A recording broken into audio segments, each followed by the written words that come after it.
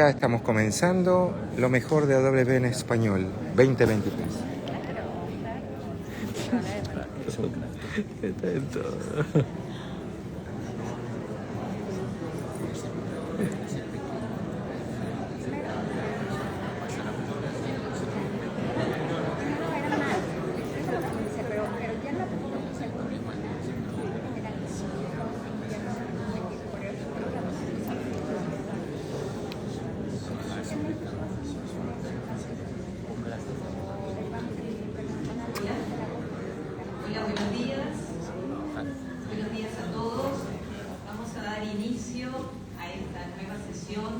Nuestra querida sesión de lo mejor de la DDW en español.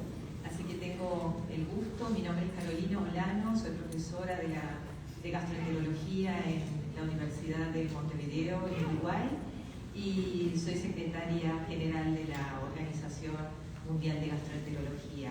Y tengo el gusto de compartir y de moderar esta mesa hoy con Edgar Smekul, que es el próximo presidente del Congreso Argentino, pero además el secretario permanente de la Organización Panamericana de Gastroenterología. Es un gusto para nosotros comenzar con estos speakers seleccionados para hablar de lo mejor de la DDW en cada uno de los temas. Así que le doy pase a Edgardo para presentar al primer expositor. Bueno, muchas gracias, Carolina. Bueno, evidentemente ya se presentó, pero creo que ya no necesita presentación. Vamos a hacer un pequeño cambio. Vamos a empezar del otro lado del charco, del lado Atlántico, con Enrique de Madariaga, que yo creo que en todo el continente ustedes lo conocen. Así que brevemente la presentación: es súper experto, es un experto en enfermedades del páncreas del Hospital Balmis de Alicante, y hasta hace muy poquito fue presidente de la Asociación Española de Gastroenterología y de la Pancreatología, y como les mencioné en la mañana, es una excelente persona y gran amigo. Muchas gracias. Bueno, es un gran placer estar con vosotros. Muchísimas gracias a Carolina y a Edgardo por invitarme. La verdad es que, pues, si por algo he trabajado durante mis años de estar en la Asociación Española de Gastroenterología, será para acercarme a Latinoamérica, y bueno, yo creo que juntos, que hablamos el mismo idioma, pues podemos ser más fuertes, ¿no? Bueno, pues vamos a hablar de páncreas y voy a ir súper rápido, no hay tiempo para muchos detalles. Vamos a usar como mucho 2 diapositivas por cada una de los estudios que he seleccionado y vamos allá. Vamos a empezar por la pancreatitis aguda y crónica. Este es un estudio poblacional retrospectivo que analiza una base de datos poblacional muy grande y quería ver cuál es el efecto del cannabis en la pancreatitis, si es una causa de pancreatitis o no. Y me ha llamado mucho la atención que de todas las... Esto es un análisis multivariante, y como veis, las 2 cosas que más pancreatitis daban en esta gran base de datos eran la hipertrigliceridemia, que es una etiología claramente conocida de la pancreatitis, y el cannabis. Por lo tanto, la verdad es que yo esto es de decir que no tenía ni idea, y la próxima vez que no sepa lo que es una pancreatitis, pues preguntaré por sus hábitos más oscuros del paciente. Este es un estudio, un ensayo clínico multicéntrico de algo que me es familiar, que es la fluidoterapia en pancreatitis aguda. Es del grupo chino de pancreatitis, que conocía a la persona que firma este estudio en este congreso. Tomaron pancreatitis aguda con Apache-2 elevado, con PCR elevada, es decir, con predicción de gravedad, y los aleatorizaron a suero salino o esterofundina, que es un fluido, dicen los americanos, balance, fluido equilibrado, es decir, sus niveles de cloro y de soluto son más parecidos a la sangre que el suero fisiológico o suero salino. Y lo que vieron es que tenían menor nivel de cloro en sangre, menor incidencia de inflamación, menor número de días sin fallo orgánico y menor pico de creatinina. Bueno, pues parece ser que estos fluidos equilibrados pues podrían ser una parte importante del tratamiento de la pancreatitis. Os invito, si queréis, a participar en el estudio Waterland que vamos a hacer, que está promovido por nuestro grupo, que es un ensayo clínico internacional para comparar Ringer lactato o solución de Harman, que es lo mismo con suero salino, y está abierto a compañeros de Latinoamérica, y de hecho tenemos un montón de centros de países latinoamericanos. Este es un ensayo clínico aleatorizado de origen indio con pancreatitis aguda con fallo respiratorio agudo hipoxémico, con una PAFI de entre 100 y 300, que se aleatorizaban a dar oxígeno y ir viendo a ver qué pasa, o poner ventilación no invasiva. Y con la ventilación no invasiva tenían menor necesidad de ventilación invasiva a neumonía, que era la variable principal, una variable combinada, pues era mejor con la ventilación no invasiva y una menor duración mediana en UCI. Por lo tanto, parece ser que es lo que hay que hacer cuando está fallando el aparato respiratorio, pero aún no está claro que haya que intubar. Este es otro ensayo clínico de un solo centro, indio, pancreatitis aguda necrosante, que hay que drenar, ya sea porque sea estéril sintomática o infectada, y que pueda ser drenada por endoscopia, y se aleatorizó a drenaje laparoscópico, drenaje endoscópico, y el drenaje endoscópico tuvo menos complicaciones y una menor estancia, menor tiempo de ingreso. Esto es algo que ya se ha visto en otros estudios, entonces en el Tension Trial de los holandeses, por lo tanto apuntala que el drenaje endoscópico es un poquito mejor que el drenaje quirúrgico mínimamente invasivo. Este es un estudio multicéntrico prospectivo de cortes con un propensity score matching. Sabéis que el propensity score matching es lo siguiente: tienes una población de gente en tu estudio observacional y ves el riesgo que tienen de la variable de resultado que quieres ver, del outcome. Entonces ves los que tienen riesgo similar y los emparejas para simular un ensayo clínico. Eso es lo que es un propensity score matching. Entonces, en este estudio que era observacional, pancreatitis aguda por hipertrigliceridemia, hacen un emparejado de 47 pacientes que recibieron plasmaferesis y 47 que no, y lo que vieron es que no había un efecto positivo porque tenían el mismo fallo orgánico y tenían más ingreso en UCI, pero aquí hay trampa porque la plasmaferesis se hace en UCI, con lo cual es una cosa un poco trampa eso. Pero bueno, yo creo que el mensaje es lo primero, que no previenes fallo orgánico. O sea que la plasmaferesis, que es un insulto grande de quitarte sangre y ponerte, no sé, pues que a lo mejor no merece la pena en la hipertrigliceridemia, que es algo que a veces se hace. Este es un estudio prospectivo multicéntrico estadounidense que estaba interesado en la insuficiencia pancreática exocrina definida como una elastasa menor de 200. 90 pacientes con pancreatitis aguda querían ver cuántos tenían IPE alta primero, que era un tercio, y a los 3 meses un 78% de aquellos pacientes que tenían IPE al alta seguían teniéndola, y de los 64% que no tenían IPE al alta, pues un 7% hicieron IPE.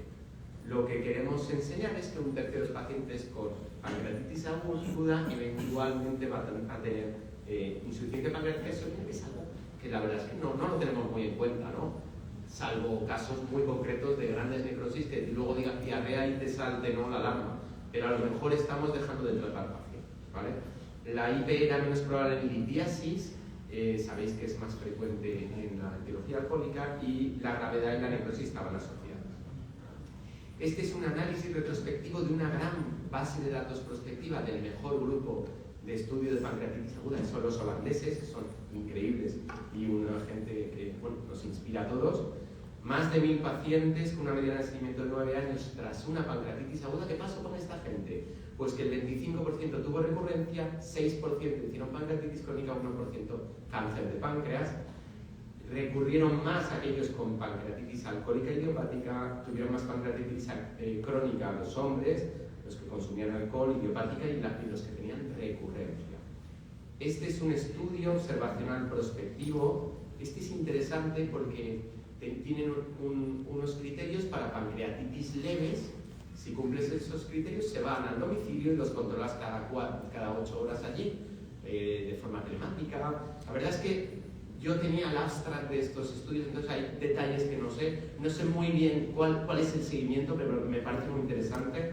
Desde luego no van cada 8 horas, pues sería absurdo. O sea, supongo que será telemático en gran parte. Si no hay mejoría o empeora, se procederá al ingreso, o los pacientes que no tenían esas características se ingresaban. Entonces, fijaos que obviamente se mandaban a casa los más jóvenes, los que tenían menos comorbilidad. Fijaos la estancia, 12 horas frente a 116, que es el tiempo que estás en urgencias en realidad. Y yo creo que esto es la parte más importante, un coste que va de $20.000 a 6.700. También es verdad, tenéis que tener en cuenta que son las pancreatitis más leves. Hay sesgos ahí escondidos, pero bueno, la verdad es que es un ahorro importante, y eran sobre todo pacientes con pancreatitis idiopática, porque la realidad te da miedito mandarlo a casa con una coledocolitiasis, con una posible colecistitis. Entonces ellos vieron qué factores hacían, detectaban a ese grupo de pacientes que va bien en estar en casa, y eran aquellos jóvenes sin comorbilidad y con pancreatitis idiopática. Este estudio me ha parecido muy interesante, porque yo tengo un colega, un médico de mi hospital, que tenía un melanoma, una masa en el mediastino que había recidivado, pues sí iba a morir, y le dieron un fármaco y se ha tocado. Es impresionante, y ha hecho una elevación de amilasa y lipasa por estos fármacos que os voy a contar. Entonces me interesó especialmente, personalmente, por este paciente que además es colega.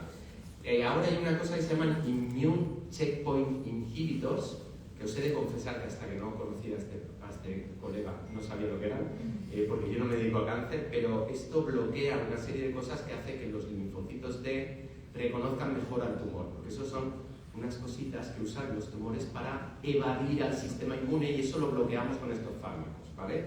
Muchos de vosotros los conoceréis mucho mejor que yo. Pues esto tiene un pequeño efecto secundario, le salva tu vida, pero de las enfermedades autoinmunes. Yo firmo ahora mismo por este trato, y en concreto se han descrito pancreatitis autoinmunes, aparte de otras cosas, ¿eh? Entonces, este es un estudio en el que analizan 48 pacientes con pancreatitis por el tratamiento con IGI, ¿vale? Entonces, son 48 pacientes que os aseguro que es una buena... Esto hay muy poco en la literatura, porque hice una búsqueda precisamente por mi compañero, y lo que describen... Bueno, ellos lo llaman pancreatitis autoinmune tipo 3, pero esto es muy polémico, y hay mucha gente que no está de acuerdo con llamarlo así, porque no parece que sea un tipo diferente de los demás, pero bueno, esto es algo de debate. La mayoría de mujeres en la séptima década de la vida, sobre todo cáncer genitourinario, 62% asintomáticos como mi amigo, 38% tenían dolor, era más una pancreatitis, un cuarto tenían pancreatitis intersticial, una pancreatitis leve en TAC, pero una pancreatitis por imagen, solo 8% si estaban asintomáticos. Y lo que describen en este estudio es novedoso, es que todos pierden volumen pancreático, todos tienen atrofia de páncreas, independientemente de si tienes síntomas, de si tienes signos en el TAC inicial o si recibes corticoides. Tampoco parece que cambie el riesgo de diabetes, es decir, que es una enfermedad que, aunque no dé síntomas, pues algo tiene en el páncreas. Pero yo he recomendado a mi compañero que le sigan dando un fármaco que le ha quitado un cáncer metastásico, y oye, un páncreas, pues ya veremos qué pasa, pero siempre es mejor negociar con el páncreas que con el melanoma. Vale, los tumores quísticos de páncreas. Este es un estudio de mi buen amigo Giovanni Marchegiani, es un estudio de corte retrospectivo de tumores mucinosos papilares y frontales, de rama lateral, es decir, las que no afectan al Wilson. Sabes que si se afecta al Wilson tienen más cáncer. Estos son los que tienes que decidir si sigues o si operas, los otros en teoría hay que operarlos. Entonces, estos de entrada no tenían ni factores preocupantes ni estigmas de alto riesgo. Bueno, pues se siguen a largo plazo. 22% hicieron estos factores preocupantes o estigmas de alto riesgo de malignidad. Esto es pues, mucho crecimiento, tener un nódulo mural, cosas de esas que ves que hay una progresión, ¿no? Y un 42% estaban estables al menos 2 años. Analizaron qué pacientes se pueden dejar de seguir. Yo no digo de dejarlos de seguir, pero por lo menos que te puedes plantear dejarlos de seguir. Y eran estos colectivos. Aquellos que el tamaño después de 5 años era hasta 3 centímetros, con una edad de 75 años o mayor, o aquellos que tenían un tumor tras 5 años estable hasta 1,5 centímetros, 65 años o mayor. Este es el colectivo un poquito que puedes plantearte dejar de seguir de acuerdo a este estudio. Todo esto es muy polémico y se está investigando a qué pacientes pues no hay que hacerle un TAC, una resonancia anual. Este es un estudio de precisión diagnóstica multicéntrico enmascarado. El patrón oro es la cirugía, y lo que se vio es que se comparó para diferenciar mucinoso de no mucinoso la glucosa, la anfirregulina, que es una molécula, y el CEA, y se vio que la anfirregulina, que era prometedora, no parece que tiene una área bajo la curva muy mala, pero la tiene buena la glucosa y el CEA, que al fin y al cabo es lo que estamos usando ahora, y esto no permite, como sabemos, diferenciar benigno de maligno, solo mucinoso de no mucinoso. Y quería acabar con los tumores sólidos de páncreas. Este es un estudio de corte prospectivo multicéntrico sobre tumores neuroendocrinos, que es muy interesante este tema, porque yo, por ejemplo, veo muchos tumorcitos pequeñitos neuroendocrinos en gente joven. Curiosamente, yo estoy viendo mucho en mujeres jóvenes, Entonces, ¿qué pasa con esos tumorcitos neuroendocrinos pequeños? Pues eran tumores hasta 2 centímetros no funcionantes, una edad mediana 63, 92 se siguieron, se operaron 19, de esos 19, 2 eran malignos claramente porque tenían afectación de las adenopatías, 3 eran G2 que son así indeterminados para malignidad pero no estaban avanzados, y de esos 92, 5 aumentaron de tamaño, 1 hizo metástasis y 1 era maligno con afectación de los ganglios. Por lo tanto, pues en este colectivo de pacientes que muchas veces se siguen, sobre todo si son mayores, pues hay un 3,6% de malignidad. Pues bueno, esto nos da un poquito una idea de qué estamos haciendo si lo seguimos. Este es un estudio retrospectivo basado en una gran base de datos internacional, casi 200.000 pacientes con cáncer de páncreas estadio 4, 0,4 reciben inmunoterapia, fijaos que es muy poquito, por lo cual esto da muchos sesgos, porque 0,4 es casi nadie. Y lo que se vio es mayor nivel socioeconómico, más ricos, bueno, todo era un colectivo muy arriba en la sociedad estadounidense, más jóvenes, varones, y lo que se vio es un beneficio de supervivencia de 6,6 meses, a 1, 3 y 5 años había diferencias, pero ya os digo que hay que tamizar esto con la poca gente que lo recibió. Y bueno, aquí yo creo que quedan 2 minutos. Vale, pues mira, aquí ponía un poquito todas las conclusiones, pero para poder tener alguna pregunta, si os parece, voy a acabar aquí.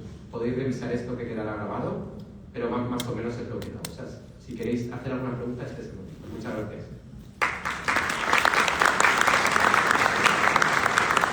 Para hacer preguntas se pueden acercar a un micrófono que hay en el corredor. También tienen la aplicación. Carolina, vos tenías una pregunta para saber. Mientras que esperamos las preguntas del público, yo tenía una pregunta, me interesó el trabajo del cannabis, pero particularmente porque en Uruguay el cannabis es legal y cada vez más vemos las consecuencias del cannabis. Entonces quería saber si había otra condición del paciente o algún otro factor de riesgo que hayan encontrado que podría favorecer esta pancreatitis por cannabis. Pues a mí, cuando he visto el ensayo, como os digo, tenía acceso a los abstracts, entonces a mí en el análisis multivariante no he visto el alcohol. Entonces yo no sé, pero a lo mejor puede ser, no tengo ni idea, pero a lo mejor los que fuman cannabis tienen cierta tendencia a beber más alcohol. Entonces a mí me hubiera gustado que el alcohol estuviera ahí, porque yo creo que hay que corregir por alcohol.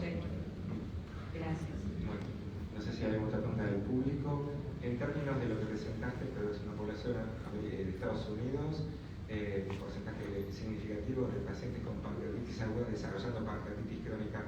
¿Cómo te das acceso en tu comunidad, en España, en Europa? ¿Qué esperamos de una pancreatitis aguda y el desarrollo de pancreatitis? Pues con la IP, no sé, pues estamos haciendo un ensayo, estamos haciendo un estudio. Mirad, no lo he dicho porque no tenía tiempo, pero la elastasa fecal es una prueba de cribado como la sangre oculta heces.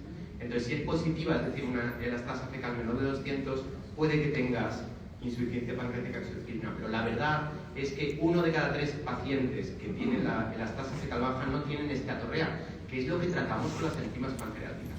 Entonces, tú tratas a 1 de cada 3 pacientes con la elastasa baja de forma incorrecta. Entonces nosotros estamos haciendo esto, pero con medición de grasa fecal, que es el patrón oro que tiene validez clínica, porque tú ¿qué tratas? Pues que no defeque grasa, que si se toma un Big Mac nuestro paciente no lo defeque, ¿no? Que esa grasa puede ir a las costas coronarias.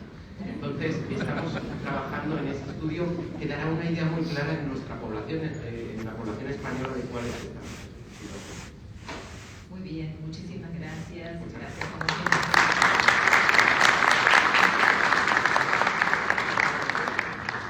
Bueno, vamos a seguir ahora con el próximo expositor, que es el doctor Alejandro Vizcoya, que es gastroenterólogo Alejandro del Hospital Guillermo Cailín de la Fuente de Lima, Perú, presidente de la Sociedad de Gastroenterología de Perú, presidente electo de la Organización Panamericana de Gastroenterología y chair del Comité de Guías de la Organización Mundial de Gastroenterología. Nos va a hablar de lo mejor de la DDW en estómago. Buenos días, gracias por acompañarnos, muchas gracias por la invitación. a Jorge por estar aquí. Quiero decir que no tengo conflictos de interés. Y esto es lo que he visto en 4 grandes grupos de las cosas que me interesaron en estos astros que hemos revisado. Vamos a mirar. Este es un primer estudio en una población de sangrado no inicial, es una corte nacional muy grande, es un grupo americano que tiene un grupo enorme de pacientes, más de 300.000 pacientes. Y lo que han hecho es dar una cosa bonita, mira qué pasó con esos pacientes cuando comparas los que tuvieron COVID y los que no tuvieron COVID y sangraron. Sangrado de hemorragia digestiva alta no variciosa. Y lo que se encuentra es una diferencia importante, notable en la mortalidad, como ven, 6.8% contra 2.4%, una barrera de casi 3, bastante diferencia. La estadía es un poco más, 7.8 días, no es muy grande, pero sí es significativa. Y bueno, hay una cosa que se explica porque esto fue en el momento de la pandemia, ¿no? El paciente que llegaba con sangrado y tenía COVID tenía menos posibilidades de tener una endoscopía, de que se le hiciera la endoscopía. Una base de datos interesante todavía, a pesar de que ya estamos en la parte final o endémica incluso del COVID, todavía hay algunos estudios que vale la pena resaltar de cómo han ido avanzando. En el caso tenemos unos cuantos estudios más, es un estudio chino, que lo que hace es que quiere ver cómo funciona el tratamiento para el Helicobacter cuando uno hace genotipificación de la resistencia o simplemente los test habituales de susceptibilidad. Es un estudio relativamente grande, 560 pacientes que no tienen tratamiento previo, 220 que son refractarios. En los que son sin tratamiento previo, la genotipicidad no da mayor diferencia. Ustedes ven, es 86% contra 86.8%, casi ninguna diferencia para hacer una o la otra. En los refractarios sí hay un poquito más de mejora, 88 contra 86, pero igual sigue sin tener diferencias y tampoco hay eventos adversos. Entonces, esos estudios de genotipificación por lo menos no son menores que los que se hace habitualmente con susceptibilidad. Ese es otro estudio que lo que hace es que mira la terapia específica, un estudio argentino, que dirige Oscar Laudano, y lo que está mirando es qué pasa con las dosis de amoxicilina en los pacientes obesos. ¿Por qué? Porque la idea que tienen es, una idea que tiene bastante razón, es que los obesos requieren probablemente unas dosis mayores por el peso importante que tienen. 180 pacientes naif que no han recibido terapia antes, 14 días de un propitante, algún inhibidor de protones, amoxicilina, metronidazol, claritromicina. Y lo que ven es que en algunos le dan dosis a los obesos, le dan dosis específica de 50 miligramos por kilo por día. Y a otros obesos le dan una dosis fija de 140. Y lo que ustedes pueden ver es una diferencia notable en la rehabilitación del Helicobacter. 90% en el grupo que tiene la dosis adecuada al peso, 66% en el grupo que tiene la dosis habitual que le damos a todos los pacientes, ¿no? Más de 4 de hora. Entonces es una buena indicación, probablemente, y algo que si podemos replicar en otros estudios más grandes, probablemente podamos ver que es una cosa que va a haber que hacer, va a haber que realmente pensar en titular la dosis, como se hace con los pediátricos, también habría que hacerlo con los obesos, porque el peso influye en lo que estamos dando como antibióticos. Este es un estudio de la India que lo que hace es ver el costo-efectividad de hacer este test de susceptibilidad que había visto en el primer estudio, en también una población más o menos grande, 2.070 pacientes, 306 fallas de tratamiento, y hacen una notificación a los pacientes después de alguna falla que cambia, porque los habituales que lo hagan después de la segunda o tercera. ¿Y qué encuentran? Encuentran que cuando se hace esa tipificación, estos son todos pacientes que fallaron la primera vez. Esta tipificación temprana, solo el primer fallo, aumenta muchísimo la rehabilitación de 77% a 100%. Los que no hacen esa tipificación se mantienen 65, 50, 60, 70. No mejora la rehabilitación porque como no están haciendo pues una tipificación, no saben cuál es el tratamiento que corresponde y están probando empíricos de diferentes maneras. Y ya cuando ya fallan mucho, ahí empiezan a hacer y ya, como también mejora de manera importante, pero sí, lo que se puede ver en el otro cuadro es que lo que importa en este caso es que al final todos llegan un poco, mejoran por supuesto la rehabilitación cuando ya deciden hacer la tipificación, pero el costo es bien importante, ¿no? Si se demoran mucho, suben hasta $200 contra 90 de no hacer la tipificación y 65. Se reduce bastante el costo cuando uno tipifica solamente el primer fallo. Pasamos a los bloqueadores competitivos del potasio en los canales de ácido, que ha sido la novedad de los últimos años. Ya tenemos algunos estudios publicados, aquí hay unos cuantos estudios más. En este estudio lo que estamos viendo en China es que se usa una terapia triple con vonoprazan y otra terapia dual de alta dosis también con vonoprazan, y finalmente una terapia común híbrida y reversa que no es muy como funciona, pero que es con rabeprazol. Y lo que se encuentra al final es que los tres grupos tienen números similares, un 90% en el terapia triple común de 14 días de vonoprazan y también el de rabeprazol, 86.5 en la terapia dual de alta dosis. Vonoprazan es uno de los medicamentos que están empezando a aparecer para el uso, está llegando a Latinoamérica, ya está en México, ya está próximamente en Perú, y tenemos alguna evidencia que funciona. Y como ustedes pueden ver aquí, el P fue similar, lo que quiere decir que no hay diferencia entre los tres.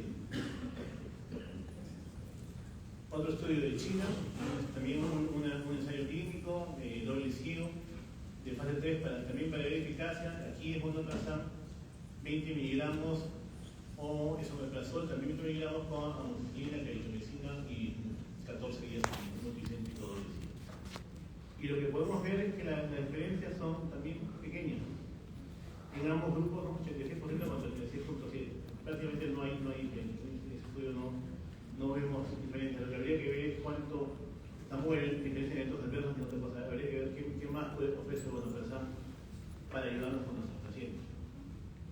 Un estudio de 7 contra 10 días de vonoprazan contra 14 días originalmente de un omeprazol, amoxicilina y clarithromicina. Y lo que encuentra es que en 10 días no hay diferencia con el estándar de omeprazol, en 7 días mejora el omeprazol, 86,79%.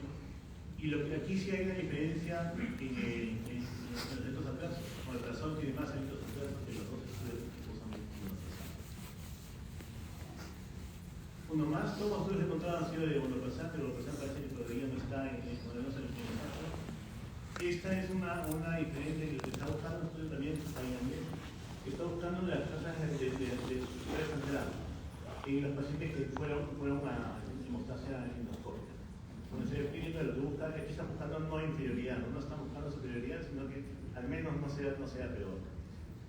¿Qué han usado? Son muestras de alto riesgo, tratadas endoscópicamente, y va vonoprazan o va otro inhibidor con alcohol.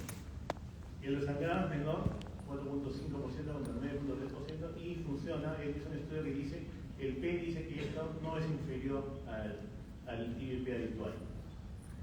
Igual lo mismo pasa contra funciones, que son también un poco menores, pero la diferencia es menos de una unidad y casi media unidad en el otro lado. Y son también comparables mortalidad, el uso de área de rescate y los tiempos de hospitalización. Otra vez no hay mayor diferencia en esto. Este es un estudio interesante, ya un tema diferente, metaplasia intestinal. Aquí es un estudio americano, pero lo que están mirando es de dónde vienen los pacientes y cuál es el impacto de la raza y la etnicidad para que tengan los pacientes metaplasia intestinal. Otra vez, las bases de datos americanas son muy grandes, esta base tiene 21.000 pacientes y encuentra gente de 137 países que viven aquí en Estados Unidos. Un grupo pequeño, 1.729, menos del 10%, 8% como está escrito, tiene metaplasia intestinal. Usaron un sistema específico de procesamiento del lenguaje para poder encontrar el término metaplasia intestinal y hacen un análisis multivariado para buscar qué países son los que están asociados con la presencia de metaplasia intestinal en las personas que viven en Estados Unidos. 3 países destacan: Honduras, Ecuador y Perú. Son las personas de cuyo origen tienen más metaplasia intestinal. Y 3 países son, en cierto modo, tienen menos. Jamaica, México y Puerto Rico tienen menos la prevalencia de metaplasia intestinal. Ahora también el otro punto que encuentran es que el Helicobacter también está asociado, como sabemos todos desde antes. Y Y lo que no encontraron fue que el objetivo del estudio de la raza y etnicidad, eso no parece asociado con el estudio. Aquí ven el mapa de todo América. Los pacientes que vienen de Perú, de Ecuador y Honduras están pintados. Hay alguna diferencia también con Colombia, Venezuela, Brasil, pero menor. Y México, como pueden ver, y Puerto Rico y Jamaica están en el lado de que son. De este modo, esa gente tiene menos posibilidades de tener mutación. Este es un estudio que mira, en China también, cuál es el impacto del Helicobacter para cuando uno trata el cáncer gástrico y las lesiones neoplásicas benignas en parálisis. Corea, 69.000 pacientes, también una cohorte muy grande. La mitad casi prácticamente fue a erradicación del Helicobacter pylori y lo siguen a casi 6 años. 2.000 personas pacientes de cáncer metatrónico y 3.000 de neoplasia gástrica benigna todavía no tanto. Y la erradicación mejora, como pueden ver, la posibilidad de hacer un segundo cáncer. 0,77 de hazard ratio en cáncer metatrónico y 0,76 en el grupo de la neoplasia metatrónica. Muchas gracias, yo quería invitarlos, vamos a tener una semana panamericana digestiva del 8 al 11 de octubre en Chile. Están todos invitados, es una cosa muy interesante que vamos a ver y que vamos a ir. Alejandro, muchas gracias.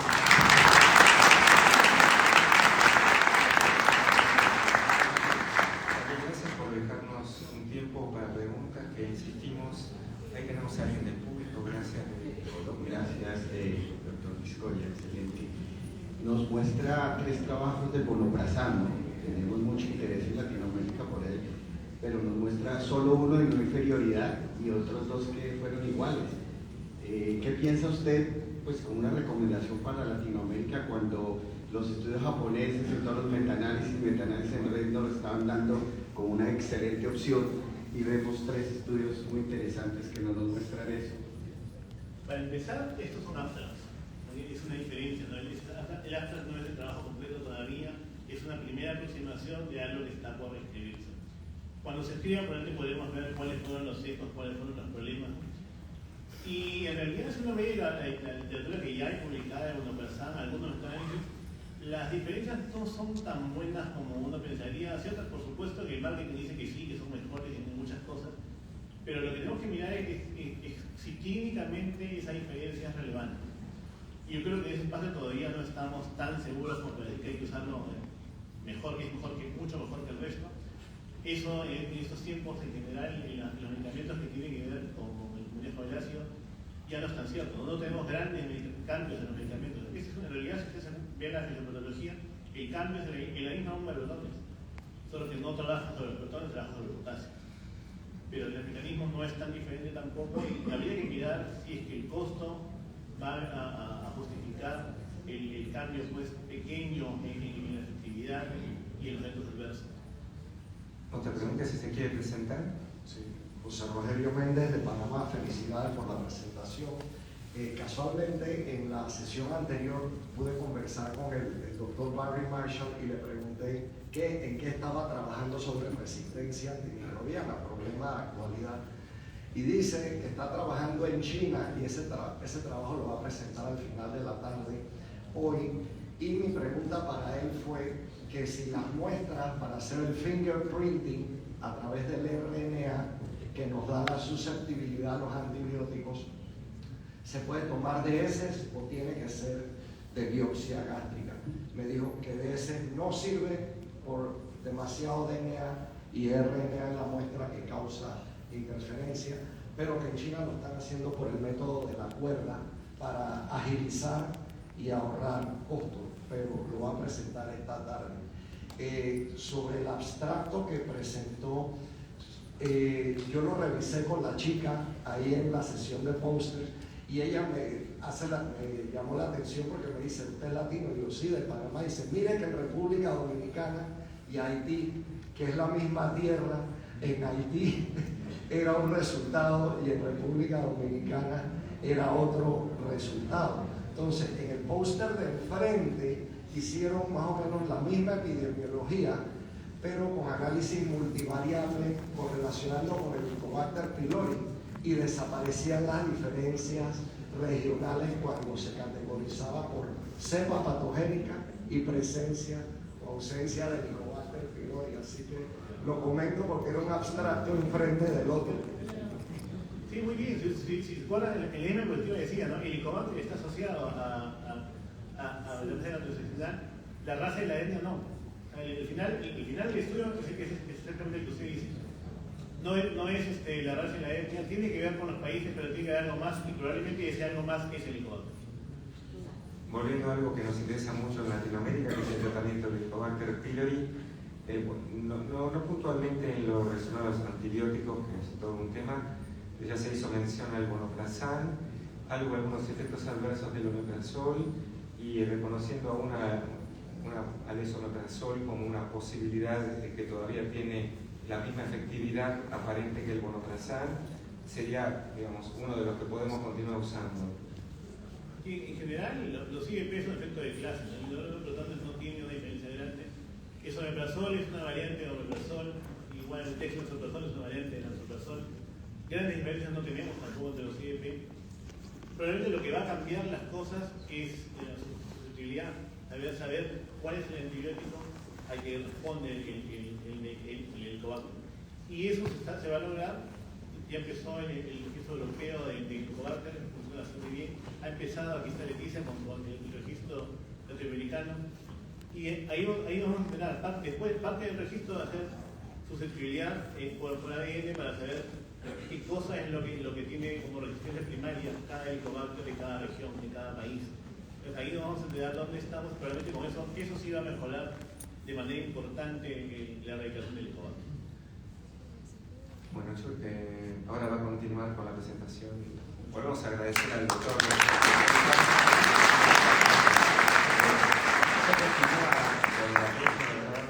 Su presentación, pero la mención que hizo Alejandro a Leticia Moreira y la presencia aquí de Enrique de Noguera también forma parte de un agradecimiento que hacemos desde el continente al apoyo permanente que tiene la Sociedad Española de Gastroenterología a la Panamericana, sí, a todo ese flujo de conocimiento, al grupo joven, etc. Así que un agradecimiento a ellos.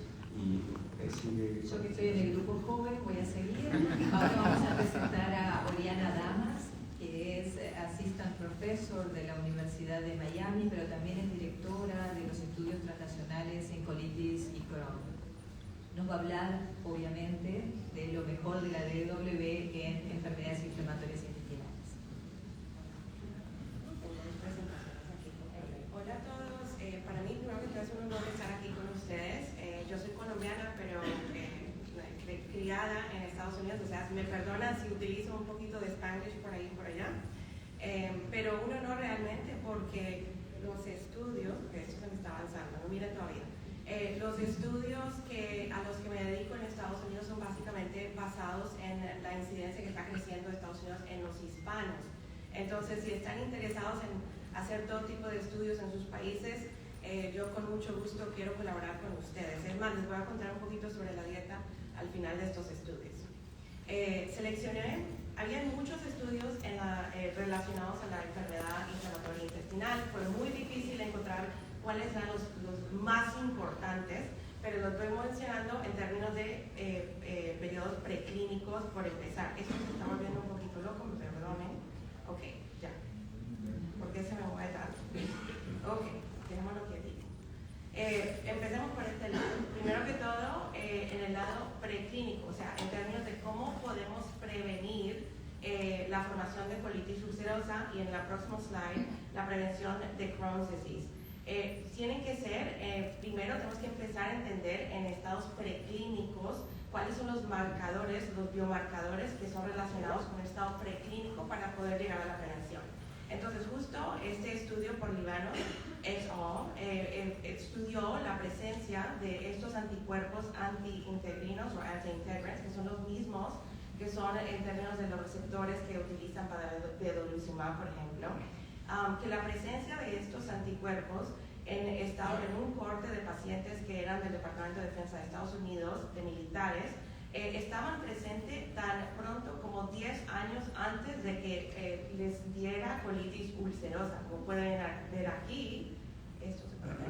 Antes de 10 años ya lo recolectaron, antes de 4, antes de 2, hasta la diagnosis, y vieron que estos marcadores estaban presentes en los pacientes con colitis ulcerosa mucho más que los cohortes que eran normales, que no les dio colitis, y se puede ver la presencia de todos estos anticuerpos aquí en este graph. Es más, en este estudio también miraron, bueno, ya sabemos, identificamos la presencia de esto, pero ¿cómo podemos compararlos a otros cohortes, incluyendo los de GEM? Y se nota en esta área bajo la curva que la presencia de estos anticuerpos está presenciada no solamente en el Departamento de Defensa, sino también en los del estudio de GEM, lo que nos indica que con buena validez esta presencia de estos anticuerpos es un estado preclínico para colitis ulcerosa.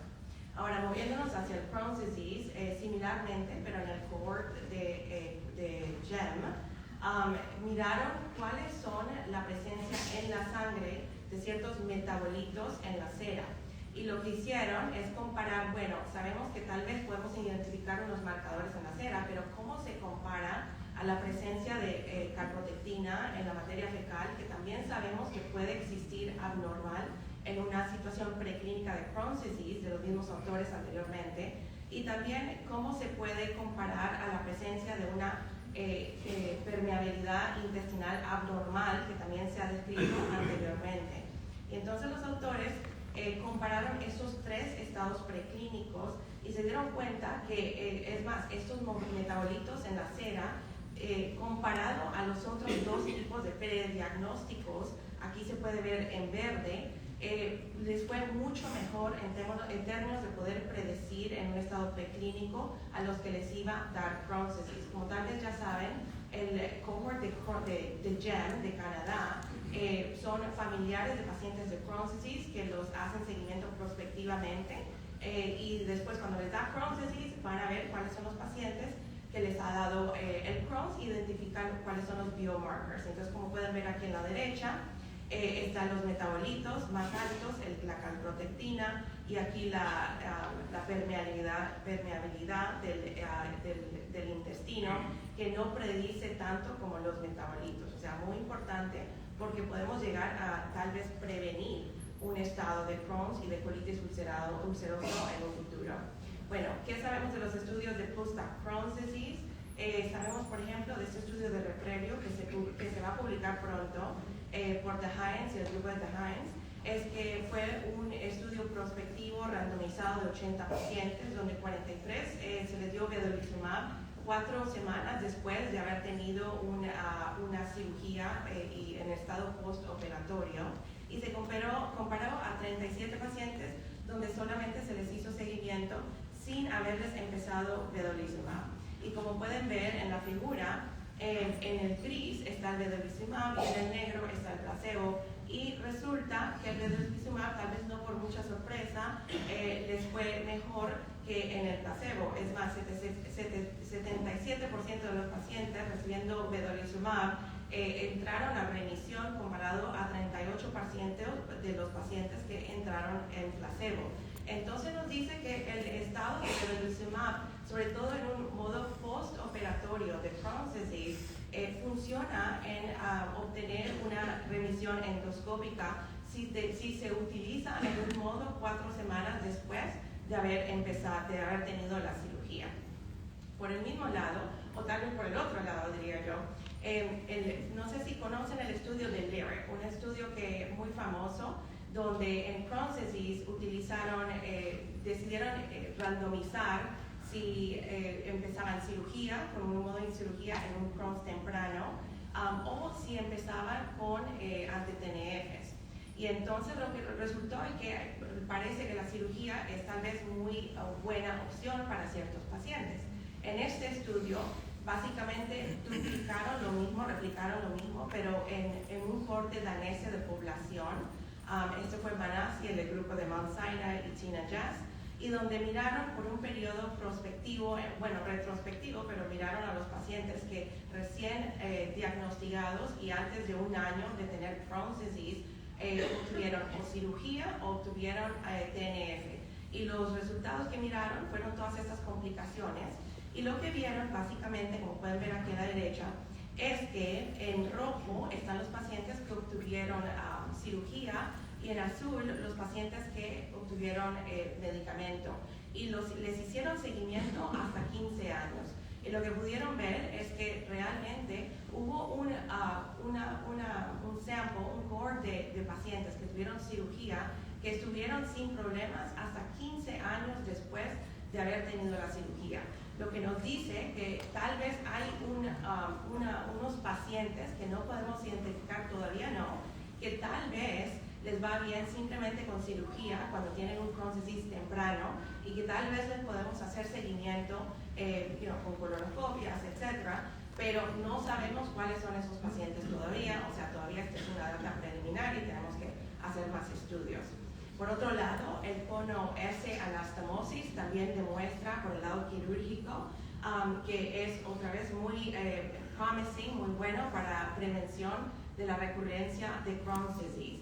En este estudio, que fue un corte randomizado, donde 119 pacientes recibieron la cirugía con el tipo de anastomosis cono, comparado a una anastomosis tradicional, y miraron la recurrencia de endoscopia, y como pueden ver en la figura, convencional 75% tuvieron recurrencia, comparado a 33% cuando miraron en el cohorte de cono. Esto es también mirando todo tipo de multivariables, incluyendo los biológicos, qué tanta presencia de inflamación tenían antes, y a pesar de todo eso, independientemente la anastomosis, el tipo de anastomosis tenía mucho que ver con la recurrencia del Crohn's disease. Ahora, ¿qué les puedo decir de los updates de biológicos? Ok, bueno, este fue el resultado de hoy.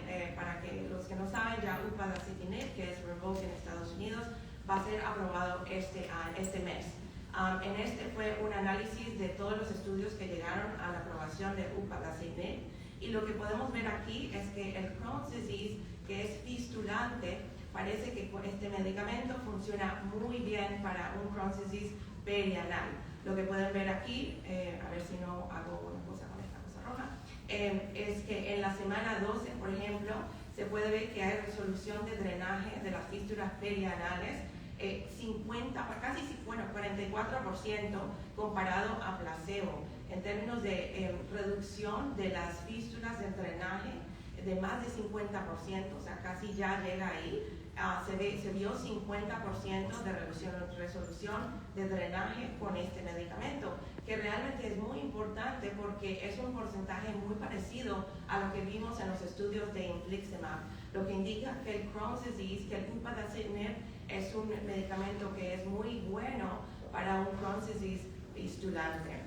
También tenemos, mucha gente está hablando sobre esto, muchos pacientes quieren saber sobre el infliximab, que es subcutáneo. En este estudio presentado por Hanauer, en este estudio presentado por Hanauer, lo que podemos ver aquí es que son 3 periodos de infusiones y después se sigue con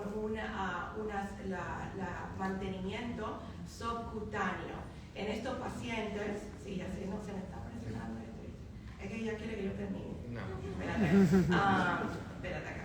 En este, sí, el anterior ya lo dije, no se preocupe. Pero entonces, en este se veía el subcutáneo, no lo toco más.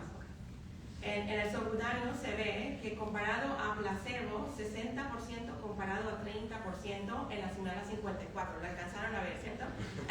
Entonces, básicamente, esto nos promete que el infliximab, cuando se cambia de un periodo de inducción a subcutáneo, funciona comparado a placebo. Y hay también un estudio que no alcancé a incluir, que tenía que ver con el infliximab subcutáneo en España, también con unos resultados muy parecidos. En este estudio también vamos a hablar sobre safety, o sea, qué tan en pacientes que han tenido un cáncer anteriormente, siempre tenemos un poquito de preocupación en términos de empezarlos en unos biológicos, ¿no? Siempre está esa preocupación. Bueno, por eso incluí este estudio de un registro de Nueva York, de Axelrod, de Mount Sinai y de NYU, donde miran Sapphire, se llama Sapphire Registry, y básicamente miran a los pacientes que les ha dado cáncer, que tienen enfermedad inflamatoria intestinal, y después cuántos pacientes les da cáncer y cuál es el riesgo bajo estos tipos de medicamentos diferentes. Y lo que pueden ver aquí, en total, en los pacientes que han seguido ya casi 10 años, se vio que hay 306 que les dio cáncer en general. Pero cuando empezamos a ver por medicamento, realmente, vieron que no estoy poniendo ningún clic y se está moviendo solo. Entonces, vieron que los medicamentos, como pueden ver aquí, no suben el riesgo de cáncer recurrente. Muy importante, porque siempre tenemos nosotros como la preocupación sobre esto. Vuelvo para que puedan tomar sus fotos. Básicamente pueden ver que el riesgo relativo está 1.5, pero cuando vemos los 95% confidence intervals, lo que se ve arriba, cruza el 1, lo que nos dice que no es estadísticamente relevante, lo que no hay una señal de que en ninguno de estos medicamentos haya un problema en este registro. Muy importante. En este medicamento también vemos etrasimod, que es un medicamento que va a ser aprobado muy pronto en Estados Unidos, donde se vio un análisis de 2.5 años y no se vio un riesgo de ningún tipo de efecto adverso de lo que ya sabíamos anteriormente. Les recuerdo, el etrasimod es un medicamento que funciona igual, un mecanismo igual al ozanimod, que es un S1P inhibidor de S1P. Y lo que también interesante, no se vio un más alto riesgo de herpes zoster, que es muy importante porque se piensa que ozanimod tiene un alto riesgo en este estudio a largo tiempo de 2.5 años, no se vio más. Y les finalizo con un estudio de dieta. Ya les había mencionado que hago bastantes estudios de dieta. Una pregunta muy importante para los pacientes de enfermedad inflamatoria intestinal es ¿qué puedo comer? Y aprovecho para decirles que estudiamos los patrones de la dieta en nuestros pacientes hispanos que están en Miami. Y les hicimos una evaluación prospectiva en términos de en estos pacientes que empezaron en remisión, cuántos tuvieron un flare, ya me entendieron. Entonces, como pueden ver, estos son los patrones, encontramos 4. Y el morado es el de más baja riesgo de que les dé un flare a largo tiempo por un periodo de evaluación de 1 año. Hicimos obviamente estadísticas multivariables para asegurarnos que era una señal independiente de la dieta. Y lo que se puede ver es, me van a preguntar qué estaba en esa dieta 4, ¿no? Lo que pueden ver aquí es que buenas noticias para los países latinoamericanos es que era una dieta más latina.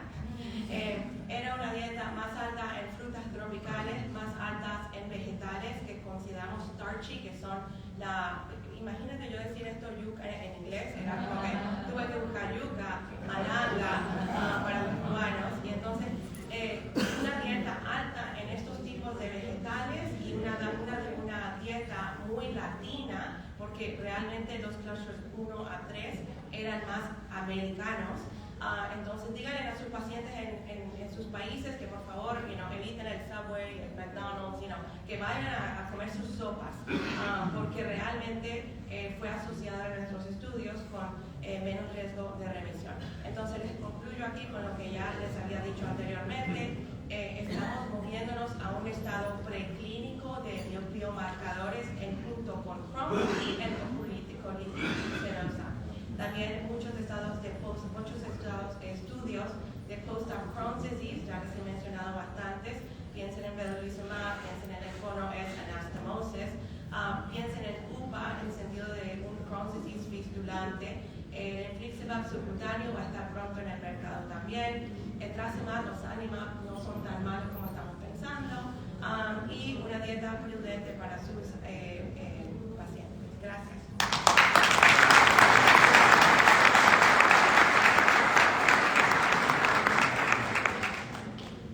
Muchas gracias, doctora. Muestra usted los nuevos biomarcadores, los metabólicos séricos que muestra para la inflamación intestinal.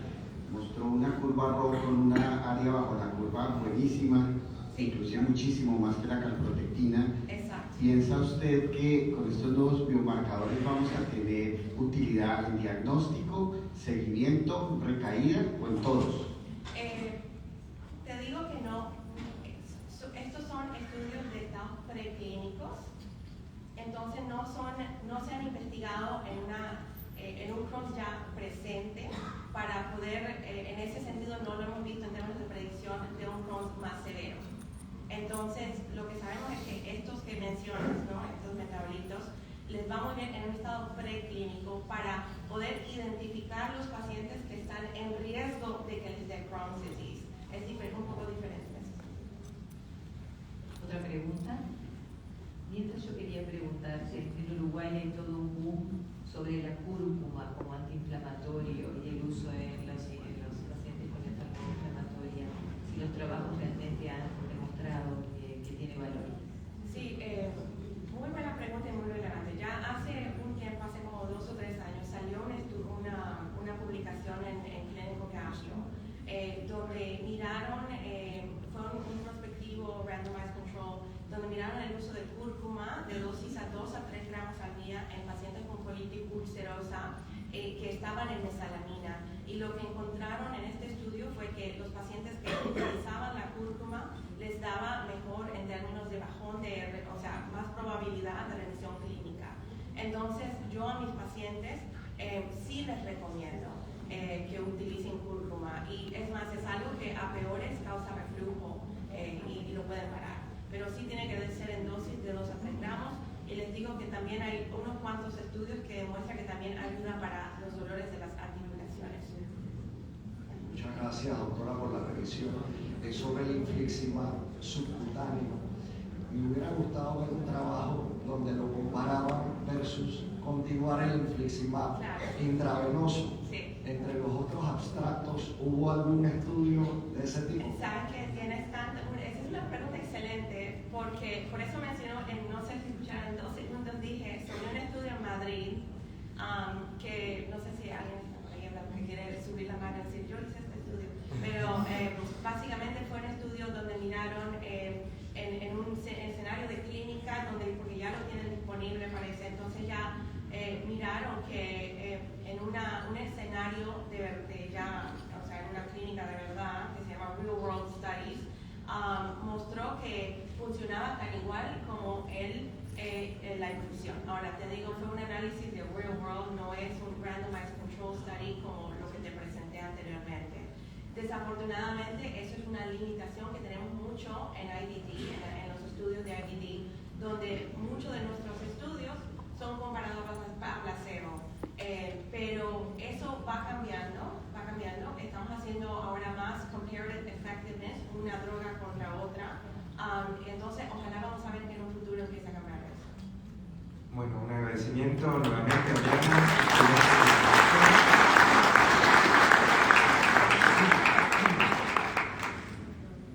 Bueno, ahora continuamos con María Eugenia Casa Chávez. Ella es gastroenteróloga, endoscopista, neurogastroenteróloga del reconocido, ¿no? Instituto Nacional de Ciencias Médicas y Nutrición, Salvador Subirán, de la Ciudad de México. Hemos coincidido en las presidencias, ella de la Asociación Mexicana de Gastroenterología en plena pandemia, así que nos encontramos muchísimo virtualmente. Es un gusto tenerla presente aquí sobre el tema de microbioma en enfermedades intestinales. Muchas gracias. Muchas gracias, Edgar. Muchas gracias, Marina, por la invitación a este evento para presentarles microbioma en enfermedades gastrointestinales. El diagnóstico de sobrepoblación bacteriana del intestino delgado no tiene un estándar de oro universal. Sin embargo, realizamos pruebas de aliento con hidrógeno, metano y azufre, los cuales tienen el problema de tener baja sensibilidad y especificidad y han sido criticados en muchas ocasiones, pero la mejor prueba es el cultivo de líquido intestinal adquirido por endoscopía, que tiene el problema de ser invasivo. Y aquí les muestro lo que reportó el doctor Rao en el 2020 de cómo hace la técnica para tomar esta muestra de intestino delgado. En individuos sanos, las cuentas bacterianas del intestino delgado rara vez superan 10 a la 3 unidades formadores de colonias en el cultivo de McConkie.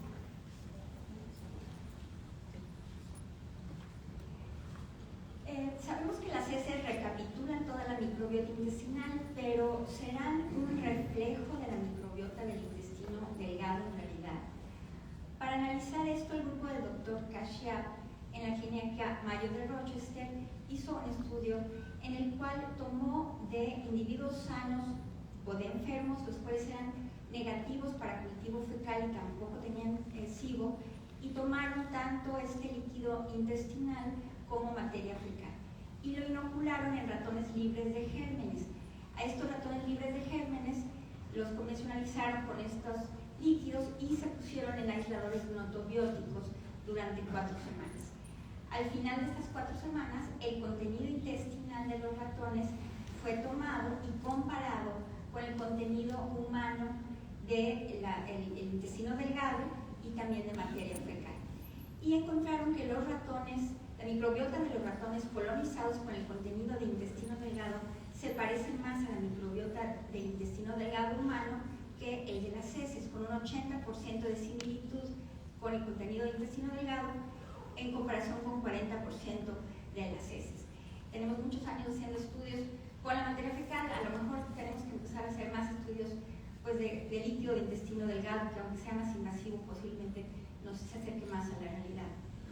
En este mismo grupo, con este mismo estudio, midieron la respuesta visceromotora a la distensión de un balón que debe ser chiquitito, que le ponen en el recto de los ratoncitos y lo distienden a 15, 30, 45 y 60 milímetros de mercurio. Cuando se distiende el balón, los ratones responden con una llamada respuesta visceromotora, que son contracciones abdominales medibles porque les ponen unos receptores implantados en el músculo abdominal.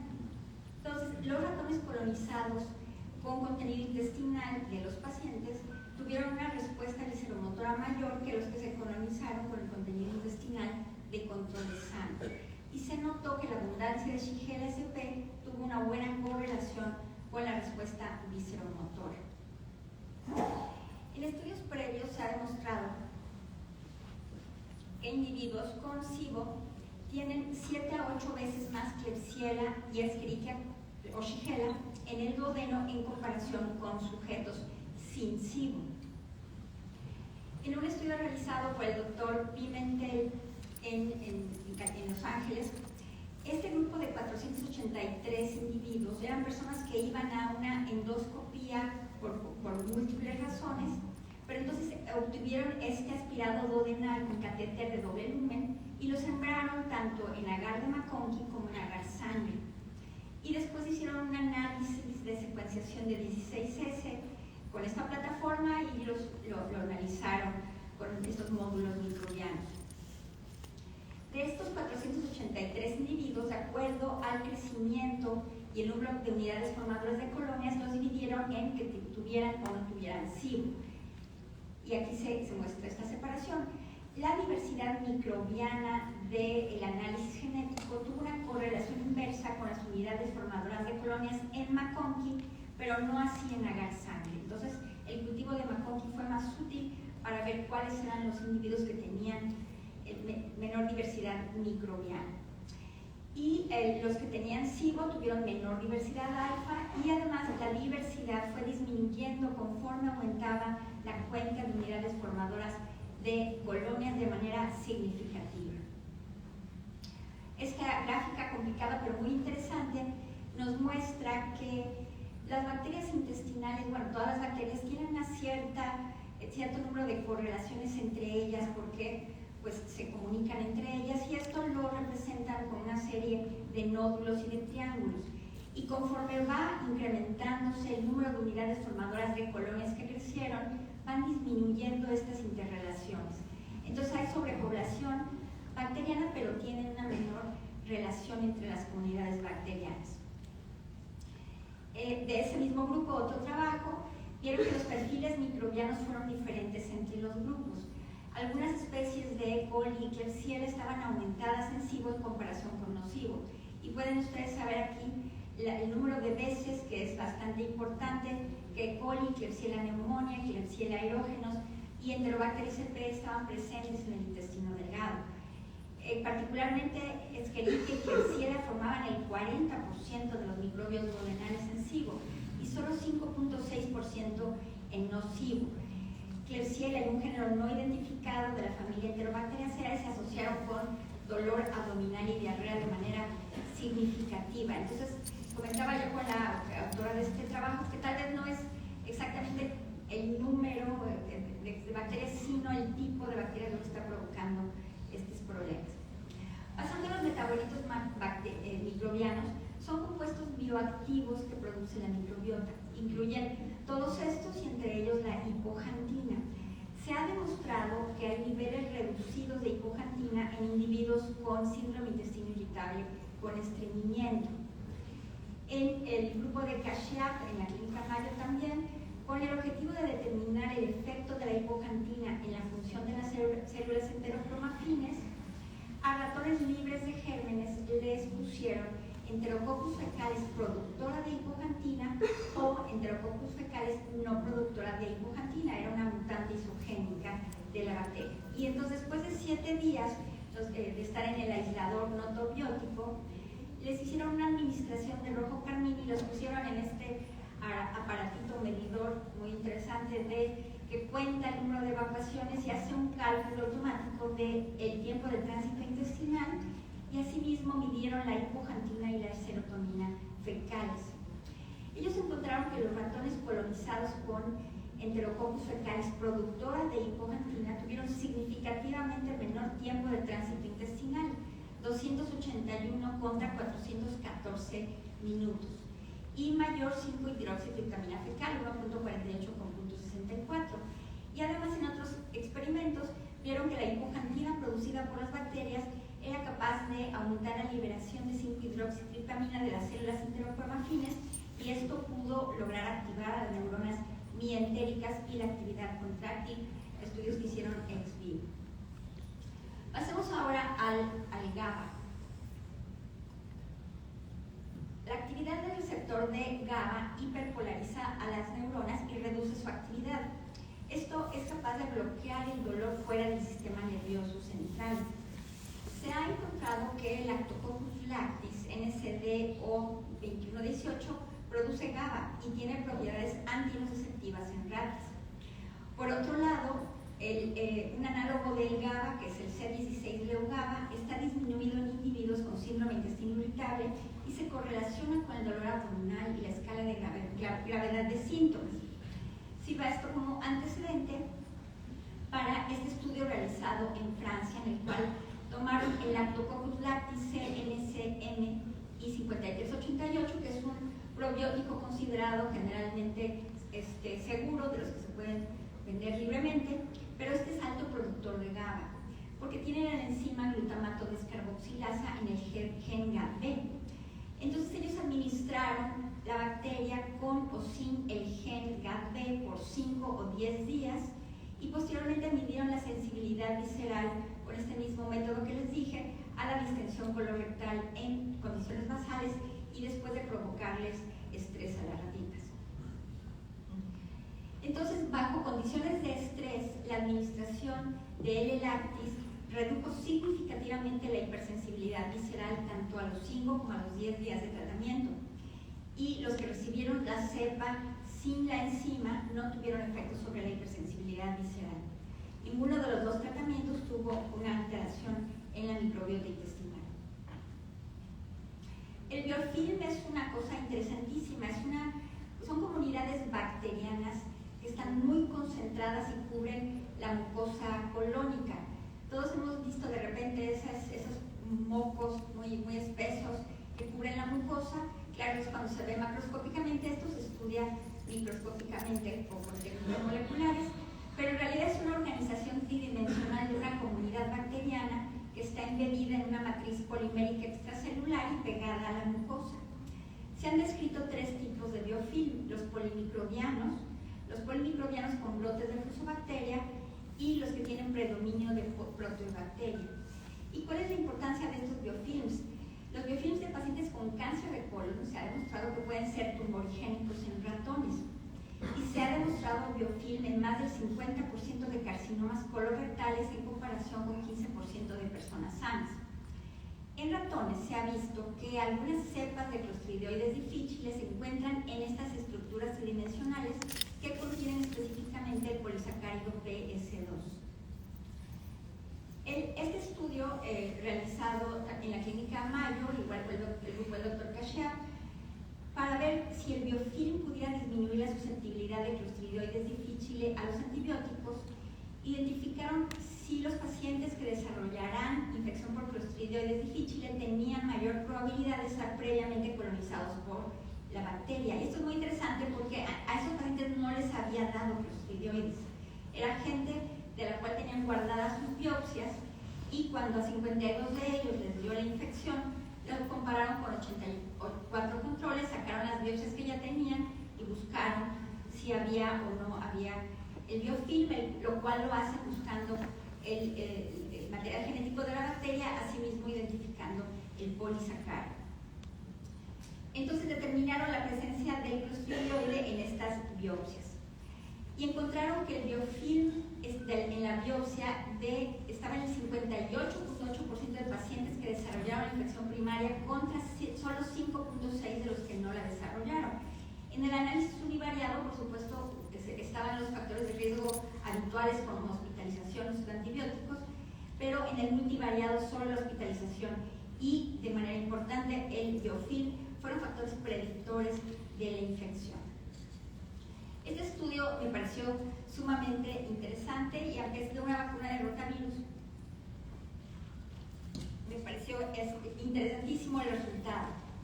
El rotavirus es un virus RNA. La vacuna es de virus vivos y necesita infectar a las células intestinales y reproducirse para provocar la inmunidad. Se sabe que la inmunidad que se produce no es igual en países desarrollados que en países subdesarrollados, es del 85% contra 51-64%, lo cual es muy importante. Se sabe, por otro lado, que las bacterias filamentosas segmentadas pueden proteger a los individuos o a los ratones de adquirir la enfermedad. Pudiera ser que fuera la microbiota intestinal de los niños la causa de la baja respuesta a la vacunación. Este grupo lo que hizo fue que le dio a los ratones bacterias filamentosas segmentadas y a los 7 días los inocularon con el rotavirus. Y vieron cómo los individuos que habían recibido las bacterias filamentosas tenían una menor eliminación del virus en la materia fecal, lo cual habla de la reproducción del virus y su entrada a los enterocitos, y además tenían baja respuesta inmunológica a la vacunación. Posteriormente, entonces, tomaron el suero y la materia fecal de niños mexicanos a los cuales la CDC había hecho un estudio y les había dado la vacuna, y entonces cogieron a los niños con menor respuesta y a los niños con mayor respuesta serológica, y su materia fecal la pusieron en ratones libres de gérmenes. A los 7 días los inocularon con el rotavirus y encontraron los mismos efectos. Los ratones inoculados con la materia fecal de niños de baja respuesta tuvieron menos eliminación del virus en la materia fecal y tuvieron menos respuesta serológica a la vacunación. Y encontraron que pues, no son las mismas bacterias que en los ratoncitos, no son estas bacterias segmentadas, pero en el análisis 16 se encontró que el Clostridium perfringens estaba más presente en lo resistente. Y independientemente de que esta bacteria sea la causa, ellos concluyen que se demuestra que la microbiota intestinal puede modificar la respuesta de vacunación a virus entéricos. Y por último, pues también hablar un poquito de la dieta y la salud gastrointestinal.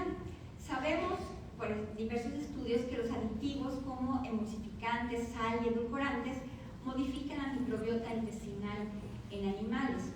Y en un estudio con más de 33,000 personas se encontró que el riesgo de padecer síndrome intestino irritable estaba ligeramente elevado, con una mayor tendencia a desarrollarlo entre más consumo de alimentos ultraprocesados se realizaba. Y esto me sirve de antecedente para comentarles que en el mismo grupo del doctor Pimentel, estos individuos que fueron por su endoscopia de tubo digestivo superior, escogieron a 55 individuos no consumidores de edulcorantes, a 9 consumidores de aspartame, que sabemos que es un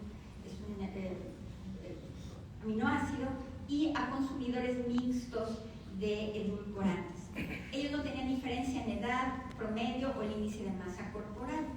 y sí encontraron diferencias significativas cuando analizaron los perfiles taxonómicos y su potencial funcional entre los no consumidores y los consumidores mixtos, pero no con los que usaban aspartame. Encontraron una menor diversidad microbiana en consumidores mixtos contra los no consumidores, y la abundancia relativa de firmicutes fue 2.38 veces mayor en consumidores mixtos que en no consumidores. Y además las funciones metabólicas de consumidores mixtas eran distintas en 386 días en comparación con los no consumidores, y en esto me uno a la opinión de la doctora, que hay que comer frutas y verduras, y los que me conocen de México pues ya saben que ya los aburro con lo mismo. Y para concluir, la microbiota del colon probablemente no refleja la microbiota del intestino delgado. En SIBO, algunas especies de E. coli y Klebsiella están aumentadas en el intestino delgado de humanos. El crecimiento bacteriano en cultivo de aspirado intestinal en McConkey se correlaciona con la diversidad microbiana. Enterococcus fecalis, productora de hipoxantina, acelera el tránsito intestinal en ratones. Esta bacteria redujo significativamente la hipersensibilidad visceral asociada al estrés en ratones. Se encontró biofilm de Clostridium en la biopsia de colon antes de que desarrollen infección.